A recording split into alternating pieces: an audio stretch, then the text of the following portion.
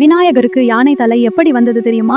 அதற்கு முன் உங்களுக்கு விநாயகரே உங்களுக்கு ரொம்ப பிடிக்கும்னா வீடியோக்கு லைக் பண்ணிட்டு சேனலை சப்ஸ்கிரைப் பண்ணுங்க. பார்வதி தேவி ஒரு நாள் புனித பூசைக்காக தயாராகியிருந்தா.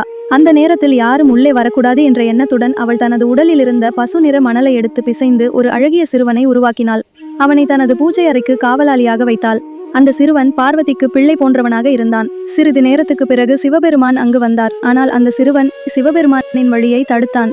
யார் இந்த சிறுவன் என்று தெரியாமலே கோபத்தில் அந்த சிறுவனை சிவபெருமான் தனது திரிசூலத்தை எடுத்து தலையை வெட்டினார். இதை கண்ட பார்வதி தவித்து அழ ஆரம்பித்தாள். அவளுடைய துயரமும் கோபமும் காரணமாக பூமி, ஆகாயம், உலகம் முழுவதும் அதிர்ந்தது. எல்லாம் குழம்பி கிடந்தது. அப்போது சிவபெருமான் தன் தவறை உணர்ந்தார். செய்த தவறை புரிந்து கொண்டார். அவனை மீண்டும் உயிர்ப்பிக்க வேண்டும் என்றார். அவர் நந்தியை அழைத்து உத்தரவு செய்தார். திசைகள் முழுவதும் சென்று உயிருள்ள உயிரினங்களில் முதலில் காணப்படும் தலையை கொண்டு வா என்றார். நந்தி விரைந்து புறப்பட்டார். முதல் உயிரினமாக அவன் பார்த்தது ஒரு யானை. அதனை வணங்கி அதன் தலைவெடுத்து கொண்டு திரும்பினார். அந்த யானை தலையை சிவபெருமான் அந்த சிறுவனின் உடலுடன் இணைத்தார். அதுபோல அந்த சிறுவன் உயிர் பெற்று எழுந்தான். இப்போது அவன் ஒரு யானை தலை உடையவனாக மாறியிருந்தான். இனி எல்லா பூஜைகளுக்கும் நீ முதலில் வழிபடப்படுவாய் என்றார். அந்த நாளிலிருந்து அந்த சிறுவன் விநாயகர் என்று அழைக்கப்பட்டார். வினைகளை நீக்கும் முதல் தெய்வம் கணபதி என்று உலகம் முழுவதும் வழிபடப்படும் தெய்வமாக ஆனார்.